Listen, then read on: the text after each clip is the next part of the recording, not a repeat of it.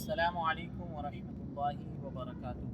الحمدللہ تعالیٰ ایک علمی اور روحانی محفل میں شرکت کا موقع ملا، اور ہر سال ہی یہ محفل ہوتی ہے اور یہ واقعتاً علمی اور روحانی محفل ہوتی ہے، اور یہاں پر جو ہے وہ علماء کے بیانات ہوتے ہیں، بہت اچھے انداز سے نعت خوانی بھی ہوتی ہے،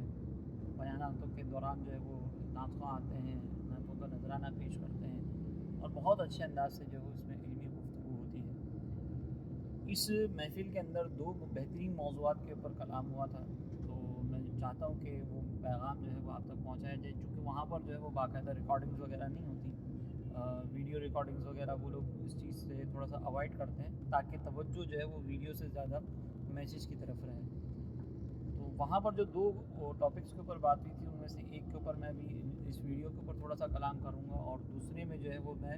اگلی ویڈیو کے اوپر انشاءاللہ کلام کروں گا، اگلے اس میں موقع ملے گا۔ تو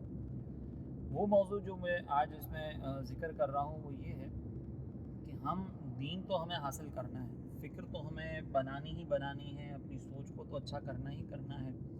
اور تھوڑا سا ویژنری ہونا ہے ہمیں۔ لیکن یہ ذہن میں رکھیے گا کہ جب آپ ویژنری ہونے کی بات کرتے ہیں نا، تو ویژنری ہونے کے لیے یا سوچ و فکر حاصل کرنے کے لیے پہلے دور میں یہ ہوتا تھا کہ والدائیں جو وہ بزرگوں کے واقعات سناتی تھیں سوتے ہوئے بچے کو، اسی طریقے سے والد صاحب ہوتے تھے، وہ علماء کے پاس جاتے تھے، دین سیکھ کر آتے تھے،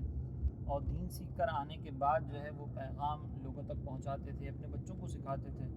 اور ہماری فکر حاصل کرنے کے لیے، ہمیں سوچ حاصل کرنے کے لیے یہی ذرائع موجود تھے۔ والد محترم ہو گئے، ہمارے خاندان کے بڑے بزرگ ہو گئے،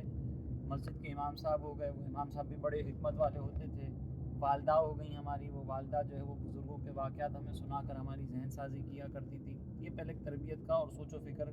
حاصل کرنے کا ایک سمجھ لیں بنیادی ذریعہ تھا۔ لیکن آج کے دور کے اندر جو ہے وہ ہم بہت سارے فتنوں کے اندر مبتلا ہو رہے ہیں، اور آج کا دور بڑا سخت دور ہے۔ اس دور کے اندر ہماری فکر جو ہے وہ ہم صرف اپنے خاندان والوں سے حاصل نہیں کر رہے ہوتے، صرف اپنے ملک والوں سے، اپنے شہر والوں سے، محلے والوں سے حاصل نہیں کر رہے ہوتے، بلکہ آج کے دور کے اندر ہماری فکر حاصل کرنے کے لیے، ہمیں سوچ دینے کے لیے بہت سارے سوشل میڈیا پلیٹ فارمز بھی ہیں، ہمارا میڈیا بھی ہے، اور اس سوشل میڈیا پلیٹ فارم یا میڈیا پر جو ہے وہ مین اسٹریم میڈیا جو ہے اس کے اوپر بھانڈ بھانڈ کی بولیاں بولنے والے بھی ہیں۔ ہر ایک اپنی فکر پر پیش کر رہا ہوتا ہے، اپنی انفرادی طور پر جو ہے وہ بات کو بیان کر رہا ہوتا ہے، پھر وہ اس کا لحاظ نہیں کرتا کہ میری یہ فکر جو ہے وہ شریعت کے اصولوں سے ٹکرا رہی ہے، یا شریعت کی اس کے بارے میں کیا رائے ہے، اس کی کوئی پرواہ نہیں کی جاتی، بس ہر ایک جو ہے وہ اپنی فکر لوگوں کو فراہم کر رہا ہوتا ہے۔ تو کہنے کا مقصد یہ ہے کہ پہلے کے دور میں بھی ایسا ہوتا تھا، ظاہر سی بات ہے کہ ہر ایک جو فکر فراہم کی جا رہی تھی خاندان والوں کی طرف سے بھی، وہ بھی کوئی صحیح نہیں ہوا کرتی تھی، اس میں بھی صحیح غلط ہوتے تھے، لیکن اب جو ہے وہ صحیح غلط اور فکریں جو ہیں نا، افکار جو ہیں وہ بہت بڑے لیول پر مل رہی ہیں، اور اس کے ساتھ ہمارا قصور یہ ہے کہ ہم لوگ اس بات کو جج نہیں کر سکتے کہ کون سی فکر جو مجھے دی جا رہی ہے وہ صحیح ہے، کون سی غلط ہے۔ ہم ہر طرح کی چیزوں کو قبول کرنے کے بعد نعرہ بھی یہ لگاتے ہیں کہ بھائی اتنے سارے مسائل ہیں، اب آپ کو جو صحیح لگتا ہے نا آپ وہ خود اختیار کر لو۔ یہ یاد رکھیے گا کہ یہ جو جملہ ہے نا کہ آپ کو جو صحیح لگے آپ وہ اس کو اختیار کر لیں، یہ مزاج شریعت نہیں ہے۔ شریعت نے ہمیں نہیں کہا کہ آپ کو جو صحیح لگتا ہے آپ وہ اختیار کر لیں، شریعت نے ہمیں ایک اسٹینڈرڈ دے دیا ہے، قرآن حدیث، ان کے مطابق جو چیز آپ کو صحیح لگتی ہے وہ آپ اختیار کریں گے، آپ کے نفس کے مطابق جو آپ کو صحیح لگتا ہے وہ آپ اختیار نہیں کریں گے۔ اب ہمارے یہاں پر جو سوچ و فکر دی جا رہی ہے نا، اس میں بطور خاص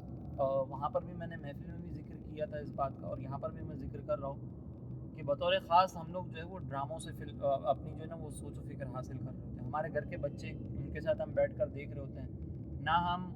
اپنے بچوں کے ساتھ جب بیٹھ کر دیکھتے ہیں تو رد کر رہے ہوتے ہیں، بلکہ خود بھی اثر قبول کر کے ان چیزوں کو صحیح سمجھنے کی کوشش کرتے ہیں۔ جیسے آج کل ایک ڈرامہ چل رہا ہے، اس میں وہ دکھایا کہ بھائی ارلی ایج کے اندر اگر بچوں کی شادی کروا دی جائے اور اس میں تدبیر اور حکمت اختیار نہ کی جائیں تو بعض اوقات یہ پریشانی کا سبب بن جاتی ہے۔ میسیج اصل میں مین یہ دینا مقصد تھا کہ آپ اگر چھوٹے بچوں کی شادی کروائیں گے ارلی ایج کے اندر تو آج کے دور میں وہ مسائل پیدا ہو سکتے ہیں، بچے جو ہے وہ پڑھنا چاہ رہے ہوتے ہیں، اور اگر آپ نے تدبیر نہیں کی ہوگی تو بعد میں چونکہ ناسمجھی ہوتی ہے تو بچے اتنے میچیور نہیں ہوتے، تو پھر ان کے لیے مسائل ہو سکتے ہیں۔ ٹھیک ہے، بہت اچھی بات ہے، آپ یہ میسیج دینا چاہ رہے تھے کہ بھائی تدبیر کے ساتھ آپ جو ہے وہ نکاح وغیرہ کریں اور بچوں کو اس بندھن میں تدبیر کے ساتھ جوڑیں، لیکن اس میسیج کے ساتھ ساتھ یہ بھی دکھایا گیا کہ بچے جو ہے وہ ان کا نکاح تو ارلی ایج میں آپ نہ کریں، یہ تو سوچ آپ نے دے دی، اس کے نقصانات بھی آپ نے دکھا دی کہ کیا کیا نقصانات ہوتے ہیں، اس پہ بھی ہم بات کرتے ہیں، لیکن ساتھ میں آپ یہ بھی سوچ دے رہے ہیں اور اس کا رد نہیں کر رہے کہ یہ بچے جو ہے وہ ارلی ایج کے اندر نکاح تو نہ کریں، لیکن کالج یونیورسٹی کے اندر لڑکیوں سے دوستیاں بھی کریں، وہاں پر جو ہے وہ جا کر ساتھ میں ڈنر بھی کریں، جس کو ہمارے یہاں پہ ڈیٹ کہا جاتا ہے، ڈیٹیں بھی لگائیں، وہ سب کچھ کریں۔ اس کا رد کوئی نہیں پیش کیا گیا، اس کے نقصانات کوئی نہیں بتایا گیا، صرف یہ بتایا گیا کہ ارلی ایج میں شادی کر دینا اس کے نقصانات ہیں۔ دوسری طرف آپ یہ بھی تو بتائیں نا کہ اس چیز کے بھی نقصانات ہیں کہ اگر آپ اسکول کالج کے اندر جا کر لڑکیوں کے ساتھ اس طرح دوستیاں کریں گے، گفتگو کریں گے، آپس میں باتیں کریں گے، ہنسی مذاق کریں گے، اس کے بھی بہت سارے نقصانات ہیں، زنا میں بھی مبتلا ہو سکتے ہیں، وہ کیوں نہیں بتایا آپ نے؟ پہلی بات تو یہ ہوگی۔ اچھا، پھر اس کا آپ نے ایک نقصان یہ بتایا کہ لڑکا جو ہے وہ اپنی ایجوکیشن کے لیے باہر جانا چاہ رہا تھا، لڑکی نے منع کیا کہ تم باہر نہیں جا سکتے، اب ہماری شادی ہو گئی ہے، اور طرح طرح کے جس طرح کا مجھے بتایا گیا۔ تو اب لڑکی نے یہ مطالبہ کیا کہ ٹھیک ہے اگر تمہیں باہر جانا ہے تو مجھے طلاق دے کر جاؤ۔ لڑکے نے اس کو طلاق دی، اور طلاق دینے کے بعد اب طے ہی ہو گیا کہ ہمارا چونکہ بچہ ہو چکا ہے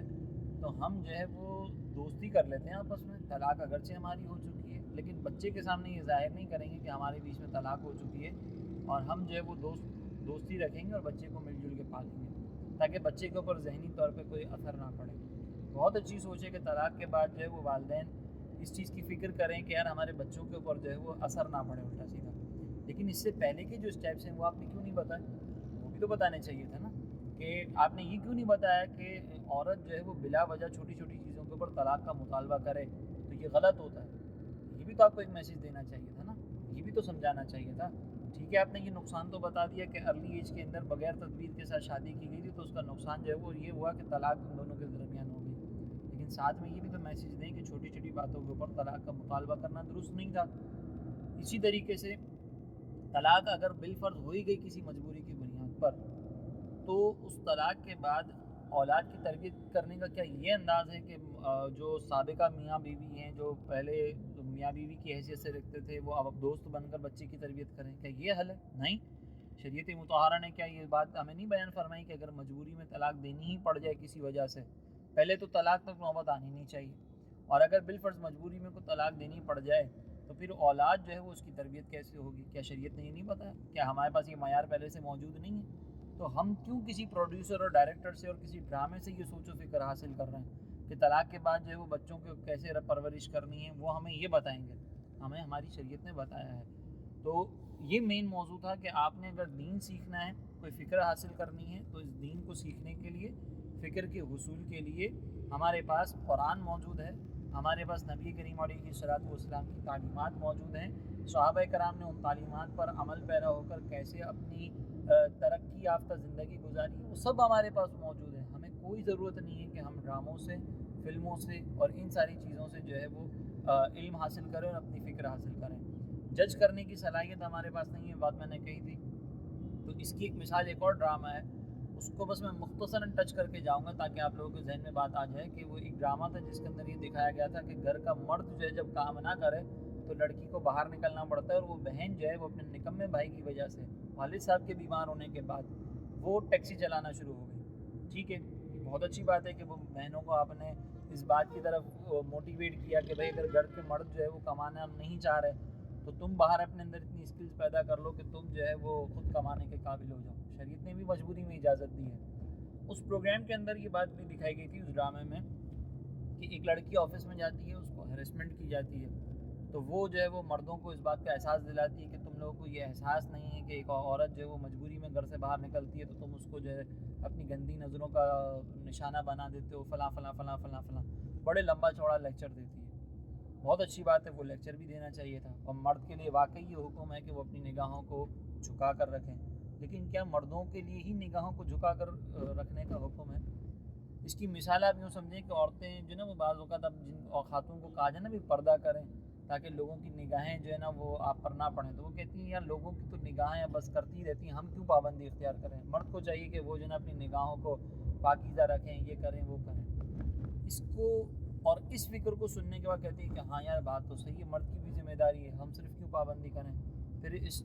ٹرینڈ کے اوپر خواتین چلنا شروع ہو جاتی ہیں۔ اس کے لیے میں ایک جواب یہ ذکر کروں گا کہ یہاں پہ ہم نے فکر کو صحیح ہے یا غلط اس کو جج نہیں کیا، اور ہم اس فکر کو لے کر چلنا شروع ہو گئے۔ اس فکر کو جج کرنے کے لیے میں آپ کو ایک اور دوسری اگزامپل دیتا ہوں کہ فار ایگزامپل اگر آپ کے گھر کے اندر چوری ہو جائے اور چوری ہونے کے بعد جو ہے وہ جج آپ سے یہ پوچھے کہ بھائی مقدمہ اب ہو رہا ہے، اور جج آپ سے یہ پوچھے کہ ہمیں یہ تحقیق کے بعد پتہ چلا ہے کہ آپ کے گھر کے اندر تالے نہیں لگے ہوئے تھے پراپر طریقے سے، آپ رات کو دروازہ کھلا رکھ کے سوئے تھے، چور کو موقع ملا، وہ آپ کے گھر میں آیا اور چوری کر کے چلا گیا، تو کیا اب ہم جج کو سامنے سے یہ کہیں گے کہ نہیں، پہلے آپ جو ہے وہ جج چور کو یہ کہیں کہ وہ جو ہے نا چوری نہ کرے، میرا گھر ہے، میری مرضی میں تالا لگاؤں یا نہ لگاؤں، پہلے آپ چور کو تو پابند کریں، جب چور پابند ہو جائیں گے پھر ہم دیکھیں گے کہ تالا لگانا یا نہیں لگانا۔ یقینی سی بات ہے کہ یہ بالکل احمقوں والی بات ہے۔ اسی طریقے سے ہم مردوں کو ضرور سمجھائیں گے کہ وہ اپنی نگاہوں کو جھکا کر رکھیں، وہ عورتوں پر نگاہ ایسی نہ ڈالیں کہ جس سے عورتوں کو تکلیف ہو اور بد نگاہی کے معاملات ہوں اور فتنہ فساد ہو۔ لیکن ساتھ میں عورت کو بھی اس بات کا حکم دیا گیا ہے کہ آپ اپنے اوپر پردے کے ذریعے لاک لگا کے رکھیں تاکہ ہر ایرا گہرا آپ کے اوپر نظریں نہ ڈالیں۔ تو یہ ہماری فکر کی غلطی ہے کہ ہم نے فکر صحیح سے حاصل نہیں کی، اور ہم یہ مطالبہ کر رہے ہیں کہ بھائی پہلے مرد جو ہے وہ اپنی نگاہوں کو جھکا کر رکھیں گے تو پھر عورتیں جو ہے وہ پردہ کریں گی، ورنہ عورتیں بھی پردہ نہیں کریں گی۔ تو پھر اس کا آلٹرنیٹ یہ ہے کہ پھر آپ جو ہے وہ گھر کے دروازے کھلے رکھنا شروع کر دیں اور کہیں کہ جب تک چور چوری کرنا نہیں چھوڑے گا جب تک ہم دروازے بند نہیں کریں گے۔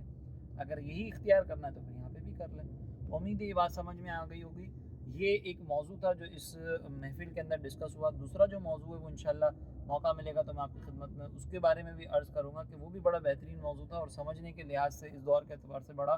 اہم موضوع تھا، اور وہ علامہ رضوان نقشبندی صاحب جو ہیں وہ بہت بڑے عالم دین ہیں، انہوں نے اس کے اوپر کلام کیا تھا، تو انشاءاللہ اس پہ بھی پھر بات کریں گے۔